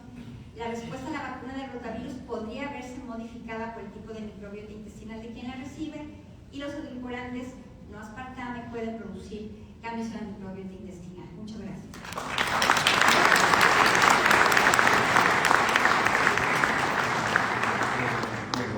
No sé si hay alguna pregunta del público. Muchas gracias por este exhaustivo análisis de la microbiota y de los probióticos, que seguramente muchos de nosotros podemos repasar cuando volvamos a ver tus slides. Voy a algo un poquito más general, porque no sé si en México y en el resto de la comunidad latinoamericana hay una especie de furor por el sobrecrecimiento bacteriano como una causa de casi todos los males. Podríamos, si bien no honra lo exhaustivo de tu análisis, tal vez un comentario sobre eso, y después vamos a un núcleo de probióticos y ya tenemos para 2 horas. Sobre el SIBO y cómo hay una especie de epidemia de SIBO. Sí, porque no solo es que los médicos estén interesados, sino que los pacientes ya llegan exigiendo que se les realicen sus pruebas para tratar el SIBO. Y bueno, sí es un hecho, sabemos que la utilización de antibióticos no absorbibles disminuye los síntomas y la distensión en un grupo de pacientes, porque no es que en todos. La situación es poder determinar quiénes sí, quiénes no van a mejorar. Ese es el gran problema. Y lo que nos dicen estos estudios es que tal vez no es solamente que haya SIBO, no, sino cuáles son las bacterias para poder enfocarse en cada uno. Porque no es una sobrepoblación clásica, porque no hay una estenosis. Entonces, tal vez cuando entendamos más de qué pasa con el SIBO, pues a lo mejor le vamos a cambiar de SIBO a sobrecrecimiento de tal o cual bacteria para poder enfocarnos más en eso. Y en cuanto a los probióticos, todavía, aunque la comercialización es impresionante, todavía no estamos en ese punto para decir, te va a quitar a la E. coli por esto. De hecho, una de tus presentaciones se refiere a un efecto en un ratón.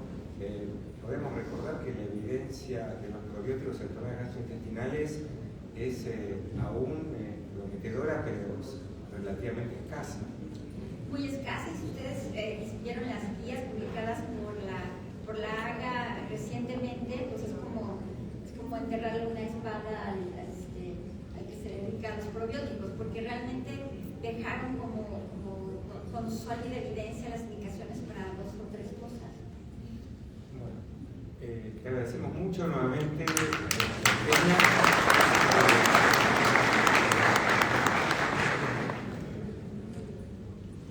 Bueno, vamos a seguir con la próxima expositora, que es la doctora Claudia De Filippi, con quien vamos a cerrar esta sesión. La doctora De Filippi es profesora asociada de la Universidad de Chile, trabaja además como gastroenteróloga en el Hospital Clínico de la Universidad de Chile y en la Clínica Las Condes, y es presidente de la Sociedad Chilena de Gastroenterología. Claudia nos va a hablar de lo mejor de la DW en trastornos funcionales y de la motilidad. Adelante, Claudia. Bueno, muchas gracias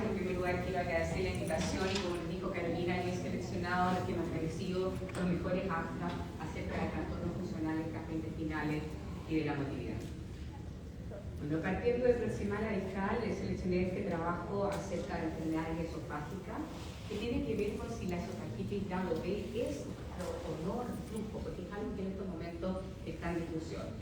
Como ustedes saben, el consenso de Lyon actual establece que solamente las esofagitis grado C y B de Los Ángeles en tiempos de exposiciones ácidas mayores al 6% son concluyentes de reflujo. Y lo que hipotetizan estos autores, los italianos, es que también la esofagitis grado B representaría una evidencia específica de enfermedad por reflujo.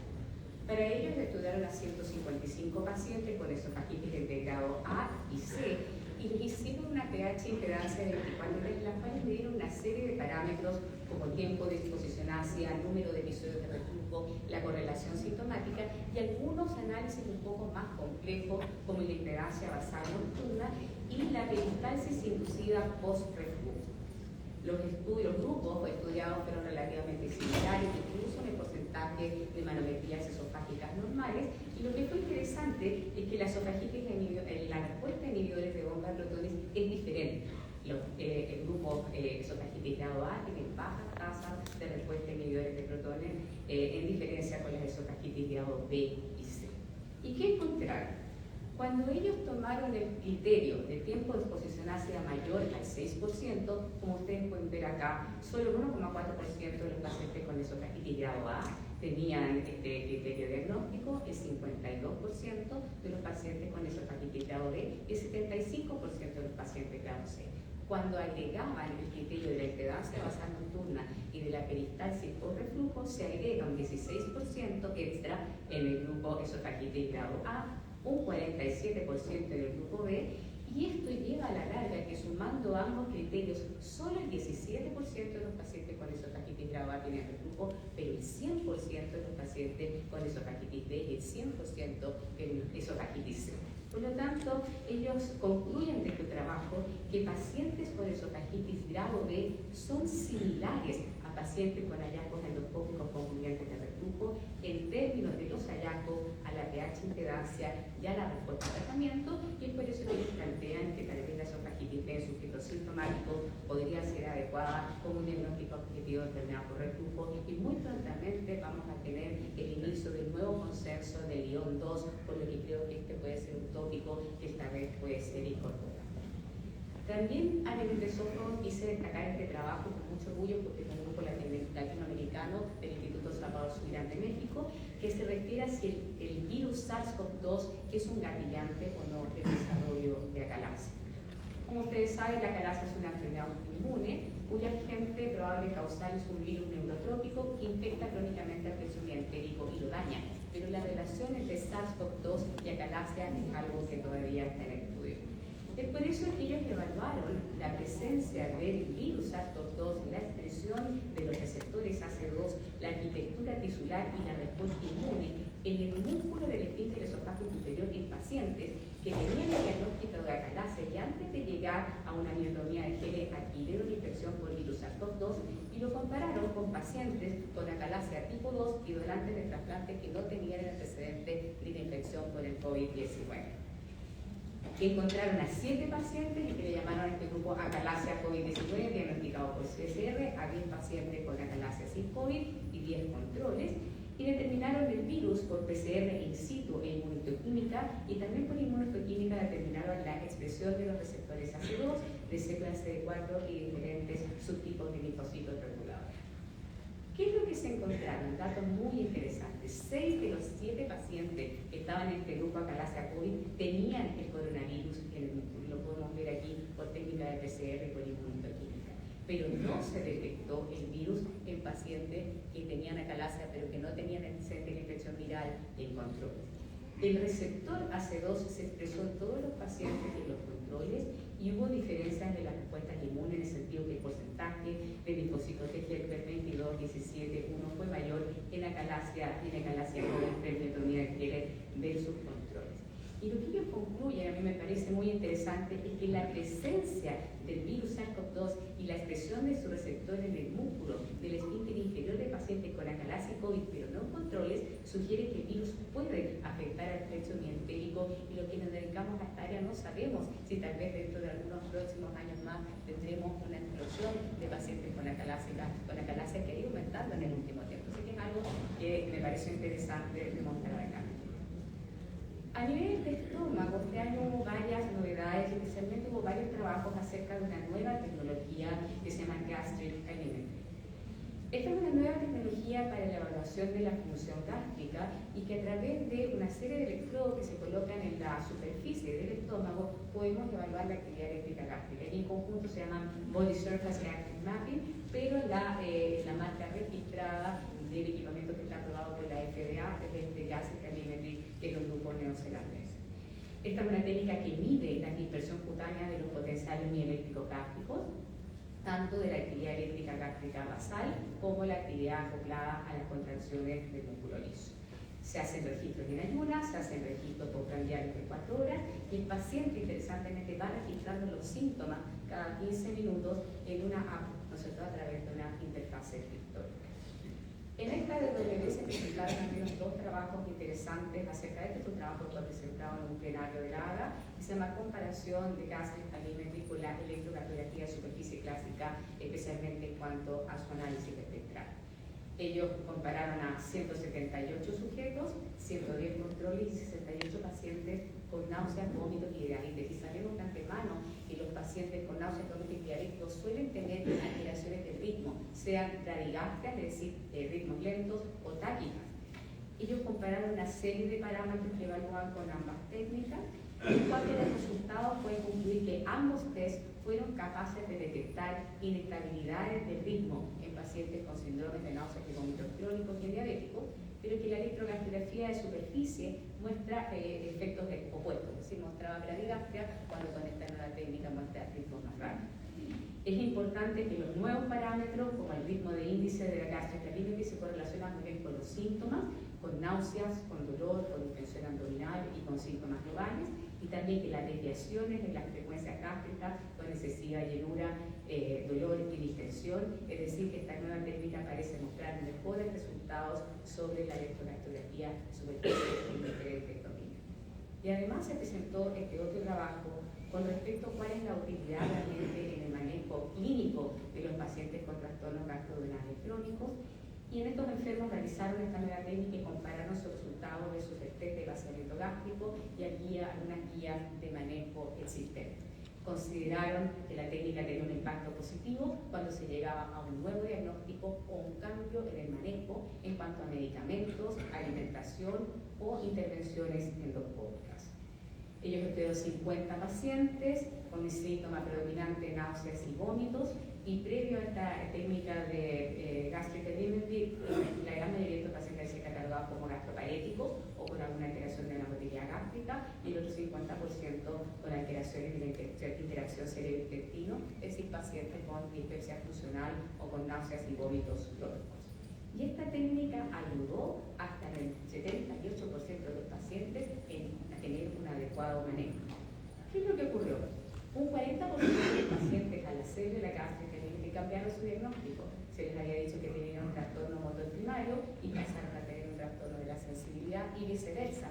Pacientes que se les había dicho que tenían un trastorno como funcional pasaron a tener un trastorno motor primario. Algunos pacientes pasaron a salir de este grupo y a tener trastornos del intestino delgado. Es decir, esta nueva técnica permitió un cambio de diagnóstico y esto permitió un cambio en el manejo con uso de neuromoduladores en el 36%, un cambio a epigenéticos en el 28%, 2 pacientes recibieron intervenciones quirúrgicas, y esto probablemente es que esta técnica tiene una alta especificidad de su análisis espectral versus el vaciamiento gástrico y nos permite tener nuevas herramientas de diagnóstico y terapia. También quise traer este trabajo acerca de cannabidiol.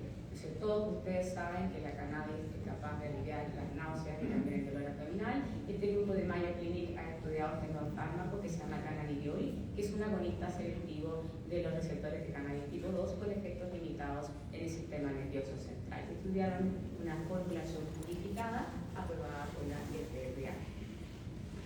El objetivo entonces fue comparar la farmacodinámica y los efectos clínicos de 4 semanas de tratamiento de cannabidiol versus placebo en pacientes con gastroparesia no quirúrgica y retardo del vaciamiento gástrico, y les midieron una serie de elementos como vaciamiento gástrico parasólido, en ayunas, acomodación gástrica, saciedad, la hipertensión de saciedad y la respuesta sintomática a través de algunas escalas o scores.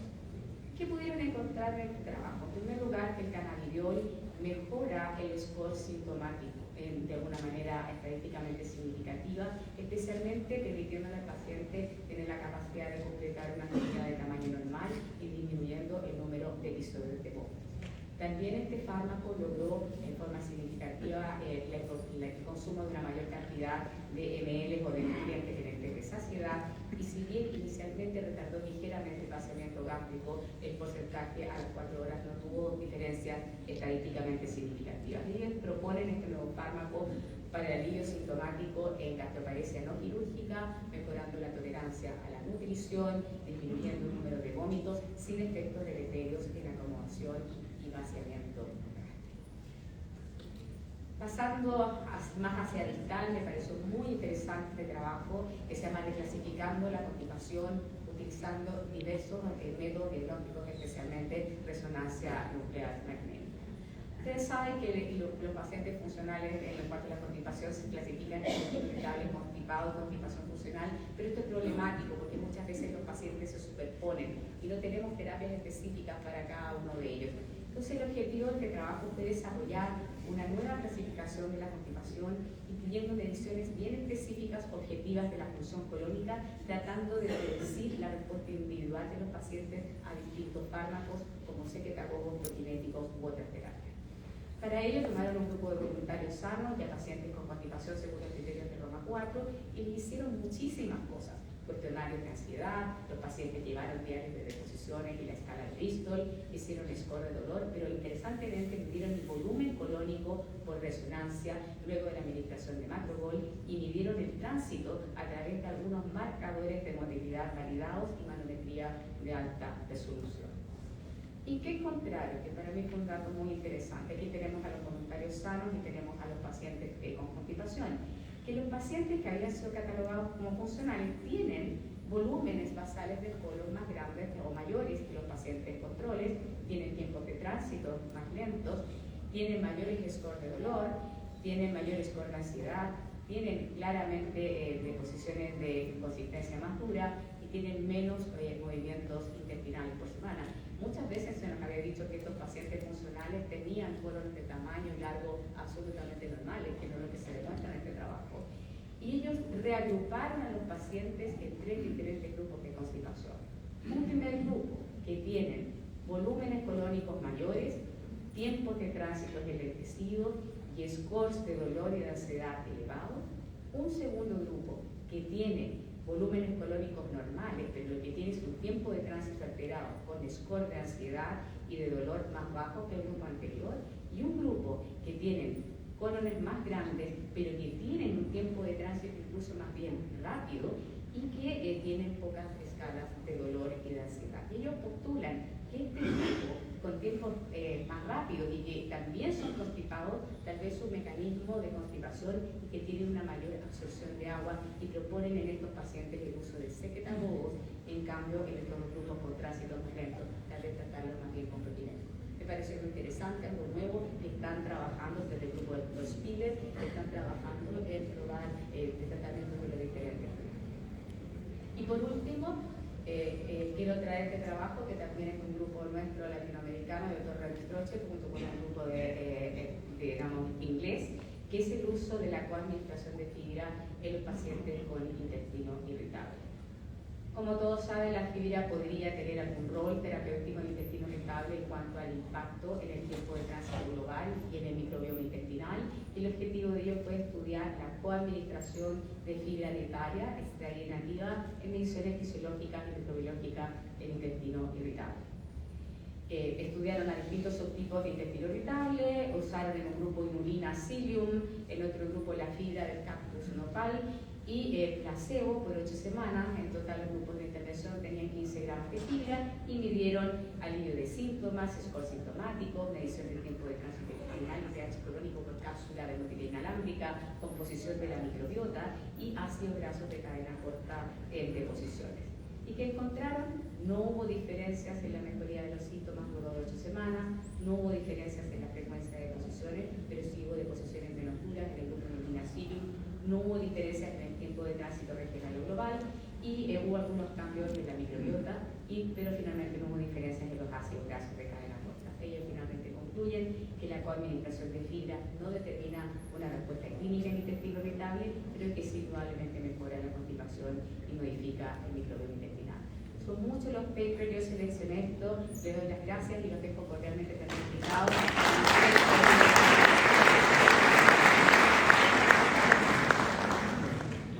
No sé si hay alguna pregunta del público, estamos un poquito en el tiempo, pero tal vez alguna pregunta pueda surgir. Bueno, de esto que mencionaba el doctor Benedroche, uno tiene para sí que la fibra, digamos, serían pacientes con intestino irritable y constipación, pero digamos que constipación sola sigue teniendo valor. Es así porque es algo, al menos de nuestra práctica clínica, eso es así.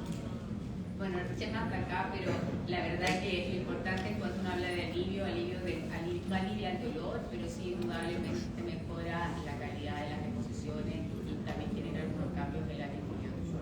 Y la coadministración significa usar dos tipos de fibra para tratar de no tener los efectos secundarios que sabemos que tiene la fibra en los pacientes con intestino irritable y generar hipertensión y más.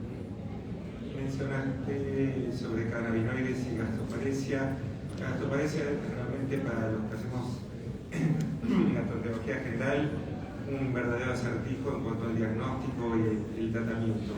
Del diagnóstico, bueno, del tratamiento, ¿qué otras medidas aparte del cannabinoides pueden ser hoy observables, o decir, el tratamiento hoy de gastroparesia pasa por? Bueno, es una pregunta algo compleja porque hay distintos tipos de gastroparesia. En el fondo no todos los pacientes son exactamente iguales y por eso quise mostrar un poco esta técnica de la gastroenteritis porque separa el grupo de pacientes que tiene trastornos un poco de la parte motora, digamos, propiamente tal el crecimiento, de pacientes que a veces tienen un mecanismo que se llama filolpato. Y de ahí que nacen, como todos ustedes saben, los tratamientos endoscópicos para gastroparesia como tipo M, pero que no son tratamientos que son para todos los pacientes. Y desafortunadamente los tratamientos en gastroparesia no siempre pasan por mejorar la motilidad. Ustedes saben que muchos pacientes no mejoran su motilidad con algunos fármacos que tienen ahí, pero hay que diferenciarlo. Bueno, un último comentario ya más bien societario. ¿Por qué no nos cuentas lo que Alejandro Piscoya nos anticipó acerca del Congreso chileno y el Congreso panamericano, y los esperamos a todos allí? Bueno, espero que sea de conocimiento de todos y si no, para eso aprovechamos esta sesión.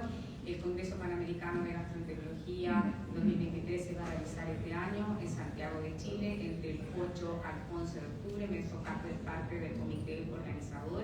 Hemos desarrollado un programa amplio con charlas de todos los gustos, un 50% programa endoscópico, el resto médico, gastroenterología pediátrica. Los dejamos cordialmente invitados, tenemos speakers de muy buen nivel y ahora nos falta que toda Latinoamérica vaya, asista a nuestro país, que lo vamos a recibir con mucho cariño, pero también con charlas de altísima calidad científica. Los esperamos.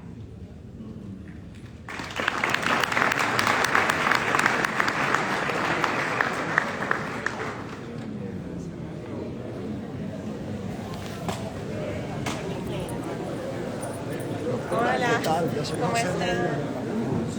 Gracias. Bueno, de esta manera y con ayuda de mucha gente de SAGE, muchas gracias Nacho Zubiaurre, muchas gracias a Fabio Nachman, a Betiana Pucci, a Sandra Garcés, a todos los que nos han ayudado a poder transmitir esta brillante sesión de lo mejor de la ADOB en español. Los esperamos en Washington 2024 y antes de eso Mar del Plata en septiembre y en Chile en octubre. Muchas gracias.